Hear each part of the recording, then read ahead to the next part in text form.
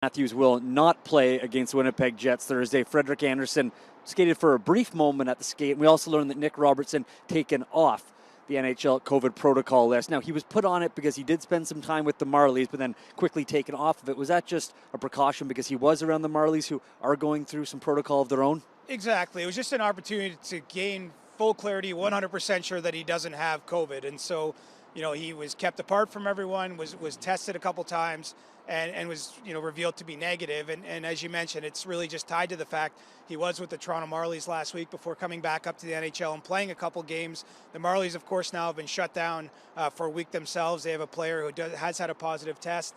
It's caused 3 games there to be postponed as they sort of get to the bottom of that situation. But, my sense in general is there wasn't a whole heck of a lot of concern here, but we've seen how dangerous these things can be or how quickly things can spread. And so the Leafs just need to get full clarity on Robertson's situation before activating him again. And when it comes to the Marlies, and dig a little deeper into that, just what type of steps do they have to go through now, and how much is it just caution with what the Canucks went through recently?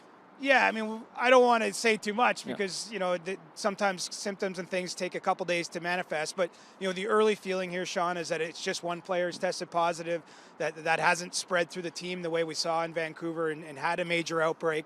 I think the Leafs organization deserves a lot of credit for, how they've applied the protocols and really been stringent in this fact. And so, everyone will stay apart and continue to be tested to ensure that's the case. But at least here in the early days of this thing, it does sound as though they were able to limit it to one case and not have a major outbreak on their hands. Well, Chris, we now know it's definitely better to be safe than sorry.